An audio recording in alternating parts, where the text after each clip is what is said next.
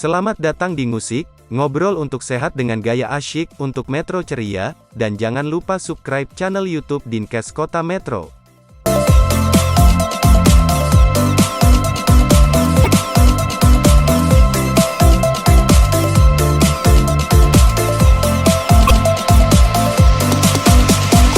Ayo rakyat Metro bergerak bersama, semangat menjaga kebersamaan. Assalamualaikum warahmatullahi wabarakatuh. Salam sejahtera dan berbudaya untuk kita semua. Tabi pun. Jumpa lagi teman-teman musik semuanya di program kita, tentunya program musik ngobrol untuk kesehatan dengan gaya asik tentunya. Baik, dengan tema kita kali ini tepat peringatan Hari Autis Sedunia yang diperingati tanggal 2 April setiap tahunnya. Kita mendatangkan tamu yang kece tentunya juga, seperti teman-teman musik semuanya, dan luar biasa yang pastinya keren juga. Baik, sebelum kita bincang-bincang ke narasumber kita, saya coba perkenalkan beliau dulu. Beliau bersama Ibu Dianawati SST, beliau sebagai Ketua Kopala Komunitas Peduli Anak Autis Lampung. Baik, kita sapa dulu untuk narasumber kita.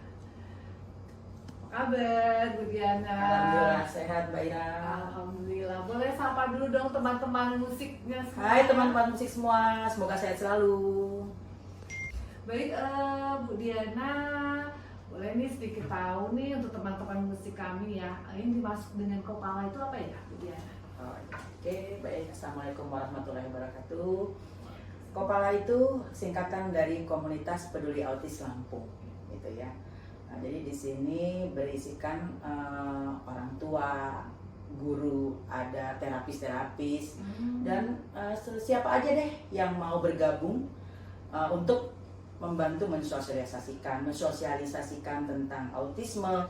Tapi mohon maaf ya, Bu Diana, biasanya ini ya orang tua yang memiliki anak autis itu cenderung menutup gitu ya.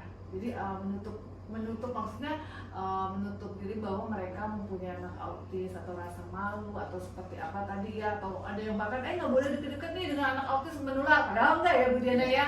Nah, itu seperti apa ya, menyiasati seperti itu. Ya. Tetapi jangan dijawab dulu. Pengen tahu dulu nih, Kopala ini berdirinya tahun berapa dan kenapa, apa yang latar belakangin berdirinya? Ya.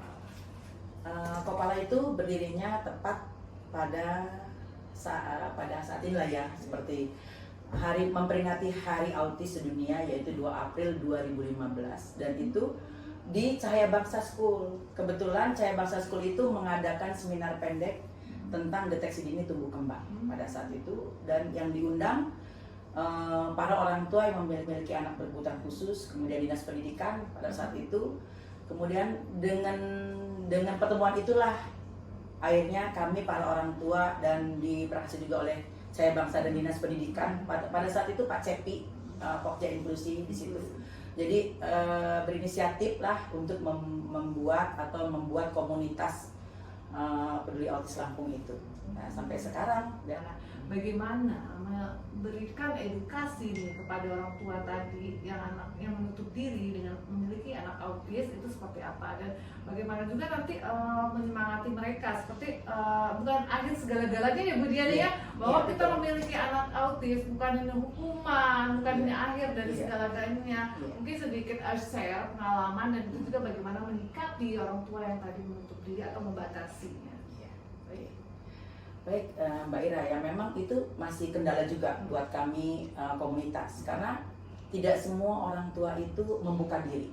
Kita sudah buat semua, tapi ya orang tua masih menganggap bahwa itu aib, bahwa itu hukuman. Nah, itu jadi terus aib keluarga kalau itu diketahui orang, itu masih banyak.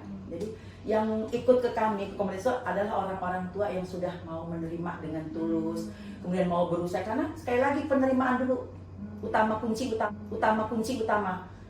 Jadi kalau dia orang tua nggak menerima, bukan berarti menerima udah menerima, saya terima gitu, tidak hanya sebatas di bibir penerimaan itu. Jadi implementasinya apa dari penerimaan? Karena anak itu walaupun dia disabilitas, autis punya hak yang sama loh dengan anak-anak lainnya. Jadi jangan membeda-bedakan. Dan kita juga tidak bisa menjudge anak ini nggak bakal bisa jadi apa-apa, karena Allah yang menentukan semua. Jadi kita orang tua itu tetap berusaha memberikan hak yang sama kepada setiap anak, baik hak pendidikan, hak dan lain-lain. Semua hak apa yang diberikan kepadanya itu punya hak yang sama. Ya. Tuh, itu yang pertama. Yang kedua, kita sebagai orang tua juga, itu tugas kita yang punya anak autis mengedukasi gitu ya. Jadi misalnya di sekolah, kita masuk di sekolah nih, ngapain kita cuma ngerumpi? Ya kita edukasi, oh itu anak saya yang autis, memang dia nggak bisa diem, dia begini. Nanti kan kita kasih, itu nular ini. Nanti kan kita kasih, itu nular enggak loh Bu, itu nggak menular, itu kita. Yang edukasi siapa? Tentu kita. Bagaimana masyarakat tahu, lingkungan tahu, kalau orang tua tidak mengedukasi, tidak memberitahu. Tapi sekali lagi Mbak Ira, orang tua harus dulu belajar, harus juga ikut di dalam komunitas, karena begitu uniknya anak autis ini, anak satu tidak bisa penerapannya sama dengan anak lainnya. Walaupun sama dengan autis. Lihat tergantung dia gangguannya di mana. Karena nggak sama, ada satu autis, oh dia dengan autisme, tapi dia ada loh, dia gangguan juga di mana? Misalnya di kaki jinjit, nggak bisa dia. Yang satu lagi nggak bisa fokus. Ada lagi anak satu lagi, oh dia flapping terus gini, nggak bisa sama satu dengan lainnya. Maka kenapa itu dulu kita buat komunitas. Kenapa? Begitu uniknya, begitu macam-macam anak itu berbeda-beda. Dengan kita kumpul dalam satu komunitas, kita bahas, oh bagaimana sih caranya nanti toilet training. Anak saya sudah 5 tahun kok masih pakai pampers. Oh dulu Bu Diana begini loh caranya. Oh kalau Bu Eva kayak mana? Oh begini caranya terhadap anak saya.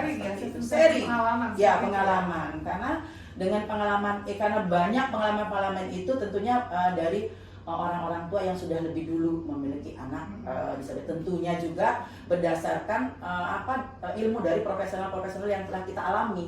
Nah seperti jadi bukan hanya katanya ya dari profesional, dan kita mengalaminya berdasarkan yang sudah kita terapkan pada anak kita, dan itu berhasil. Nah gitu. Belum tentu juga yang kita terapkan berhasil. Mungkin juga dengan cara ibu satunya. Maka kenapa itu harus kenapa sih pentingnya dalam komunitas seperti itu. Jadi yang pertama tahap orang tua itu harus benar-benar menerima kondisi dia itu bahwa ini bukan akhir segala-galanya.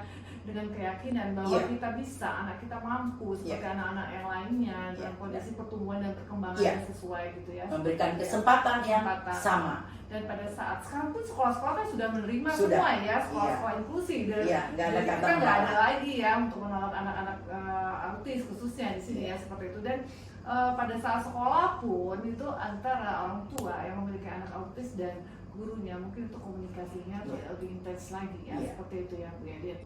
Luar biasa nih narasumbernya ya, dengan pengalamannya, dengan prakteknya yang benar-benar dilaksanakan. Jadi bukan katanya emang benar-benar mengimplementasikannya dalam menerapkannya untuk putra beliau, dan alhamdulillah nih putra beliau juga bisa seperti anak-anak pada umumnya ya, bahkan sudah lulus kuliah ya Bu Diana ya, S1. Sudah S1 dan bahkan sekarang sudah bekerja gitu ya. Nah itu jadi teman-teman musik semuanya jangan khawatir ya jika memiliki anak yang autis, bukan akhir segala-galanya, bukan dunia ini rasa runtuh, tapi itu justru harus kita bangun lagi kepercayaan diri kita bahwa ini adalah anugerah Tuhan yang diberikan kepada kita. Kita harus berupaya dengan berbagai macam cara untuk bisa anak kita tumbuh dan berkembang sesuai dengan usianya ya. Baik teman-teman musik masih ada lagi nih bincang-bincang selanjutnya, makin seru nih, kita gali semua pengalaman dari Bu Diana yang luar biasa ya. Bu Diana, Kepala Komunitas Peduli Autis Lampung itu maksud cuma satu di Lampung yang berkedudukan di Metro, atau di setiap kabupaten kota itu memiliki kepala? Satu di Lampung, yaitu berkedudukan di Kota Metro. Pusatnya di Kota Metro. Pusatnya justru di Kota Metro. Ya, tapi member itu di seluruh Lampung. Ya. Jadi nanti kita ada sekretariat pembantu kita, atau maksudnya cabang kita sekretariat, karena yang lebih dekat akan sekretariat yang di Bandar Lampung. Tapi pusat sekretariat kita adalah di Kota Metro. Kota Metro. Iya.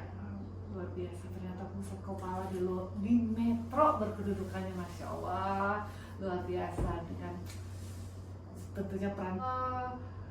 Saya lihat logonya cukup menarik nih Bu Diana ya. Ya. Dengan logonya itu adalah kupu-kupu yang warna-warni, indah sekali. Nah, mungkin mengandung makna apa Bu Diana? Ya, di situ harapannya Kopala itu ya, dengan logo-logo itu kan gambarnya kupu-kupu dengan puzzle ya, dengan puzzle dengan berwarna-warni itu menggambarkan puzzle itu dia putus-putus gitu ya? Iya, itu menggambarkan anak-anak autis yang begitu beraneka ragam uniknya, gitu kan. Jadi teman-teman musik semuanya tadi sudah cukup jelas juga nih untuk program kerja daripada Kopala, tapi masih banyak ternyata program kerjanya luar biasa, banyak sekali, luar biasa dengan semangat 45-nya Bu Diana ya. Mudah-mudahan semuanya nanti terwujud sesuai dengan logo daripada Kopala ya. Tadi sudah disebutkan pendataan, edukasi, baik webinar, mendatangkan ahli, ya memang benar-benar ahli yang kompeten di bidangnya itu, dan mengedukasi masyarakat di melalui webinar tadi, dan juga ternyata sebegitu pedulinya karena Kota Metro tentunya merupakan kota disabilitas ya, yang luar biasa. Wali kota kita juga menjadi ketua organisasi APEKSI ya untuk kota disabilitas sebagai ketuanya, itu luar biasa dengan dukungan Kak Diana. Mudah-mudahan benar-benar Kota Metro ini menjadi kota yang disabilitas. Sebegitu banyaknya nih ya untuk program-program dari Kopala, sudah disebutkan beberapa kali. Masih banyak lagi, masih ya, ada lagi. Masih. Waduh, apa saja? Ya, kami juga membuat menu ya, diet untuk makanan anak-anak autis yang aman buat anak-anak autis, itu kita buat. Terus kemudian kita juga punya usaha itu untuk makanan yang aman buat anak-anak autis.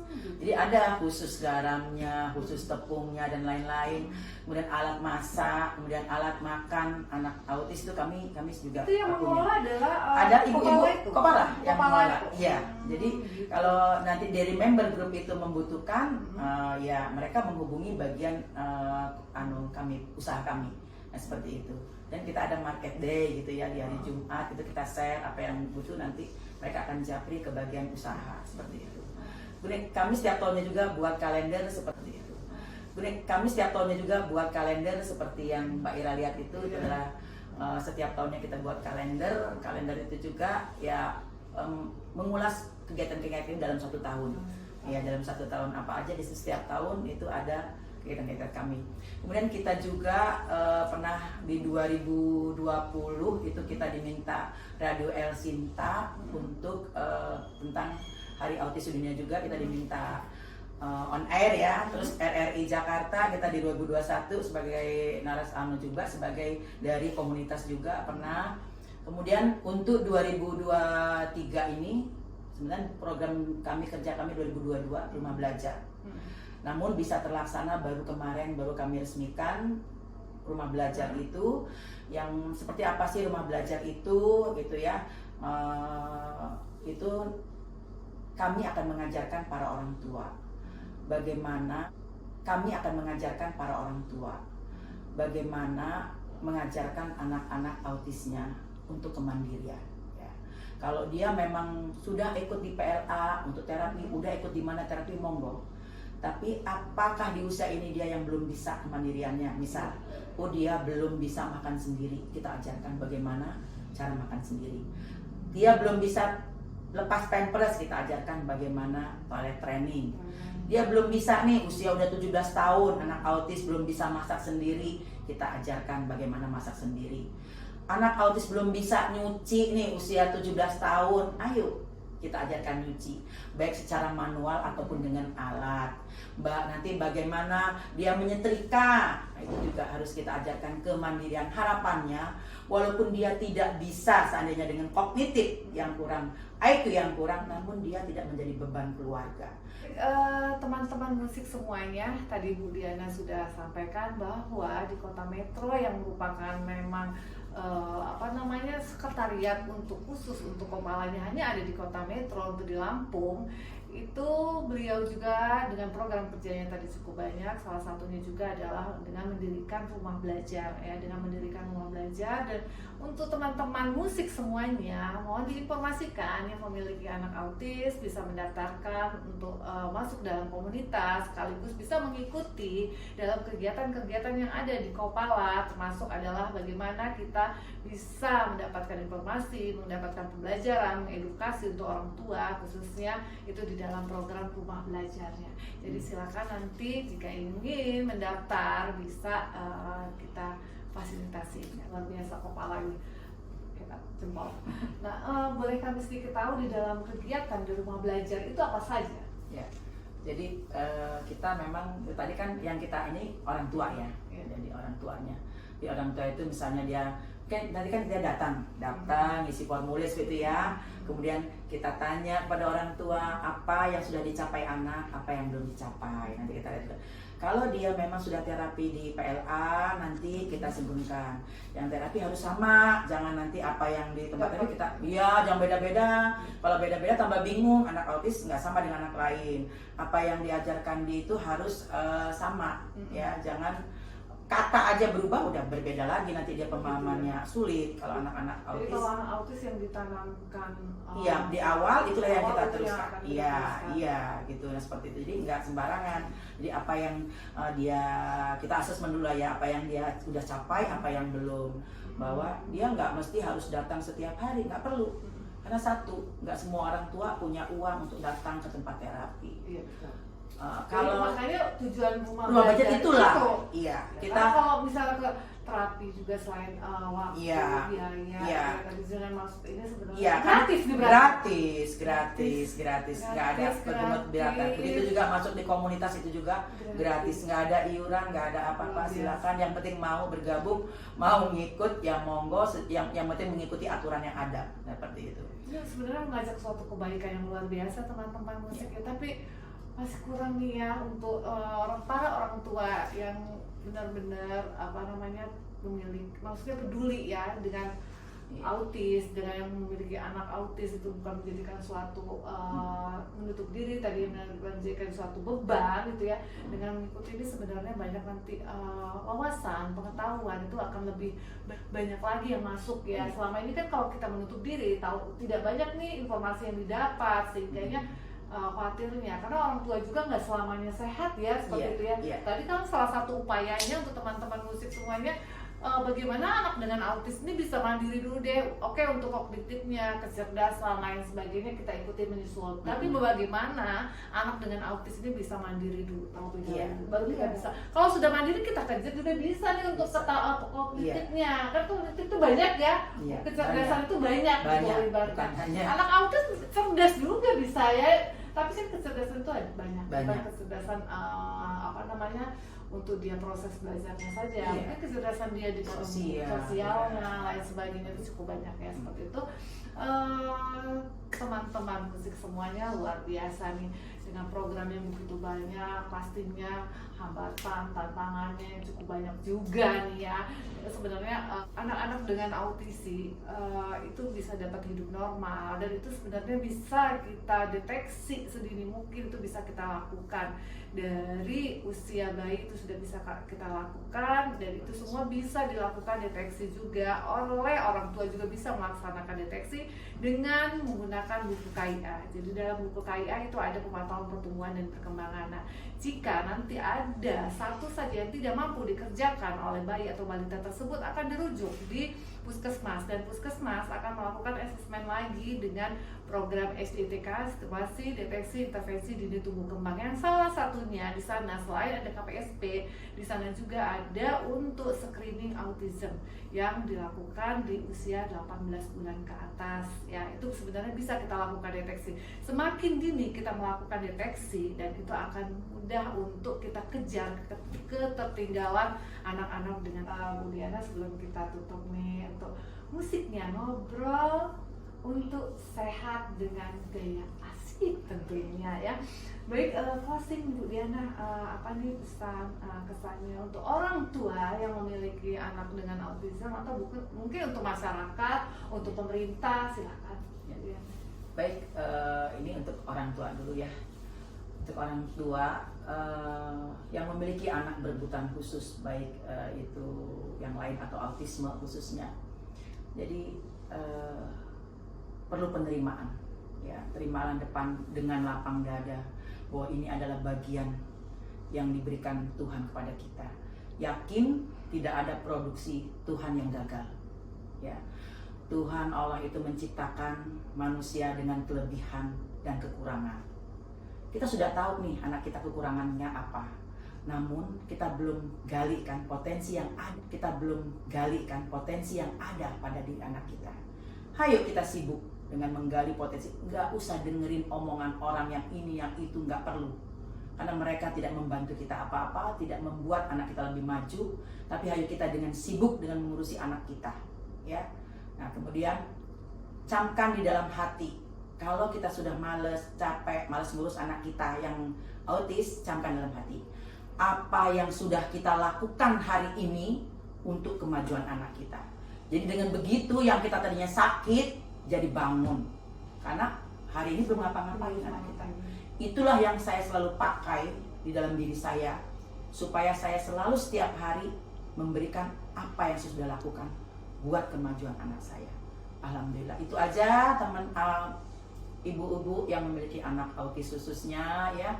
Sekali lagi ada anak surga di rumah kita. Kenapa enggak kita perlakukannya, ya? Sekali lagi ada anak surga di rumah kita. Kenapa enggak kita perlakukan sebuah udah ada di depan kita, kenapa kok enggak kita berikan perlakuan yang baik terhadap anak surga kita, ya? Saya kira itu aja, Mbak Diah Merah. Tetap semangat. Kita nggak boleh merasa apa ya, kenapa saya, kenapa ini, nggak boleh. Kita tetap semangat. Ini adalah bagian yang sudah diberikan kepada kita. Kita jalani, kita nikmati. Pasti Allah itu tahu bahwa kita dapat melaluinya. Saya kira itu aja. Terima kasih. Teman-teman musik semuanya, luar biasa, waktu yang cukup luar biasa ini juga diisi dengan yang luar biasa juga tentunya untuk teman-teman musik yang kece-kece semuanya, dan untuk narasumber yang terkece di Kopala nih. Baik, alhamdulillah kita sudah cukup banyak dapat pengalaman, informasi, edukasi, pengetahuan, wawasan tentunya ya, luar biasa dari Bu Diana. Next mungkin kita coba untuk bincang-bincang lagi, ngobrol-ngobrol lagi untuk kesehatan, untuk Kota Metro tentunya ya, dengan tema-tema yang selanjutnya. Baik, teman-teman musik semuanya, jangan lupa tetap dukung channel kami, channel YouTube Dinas Kesehatan Kota Metro dengan like, subscribe, dan jangan lupa komen. Ingat, subscribe itu gratis.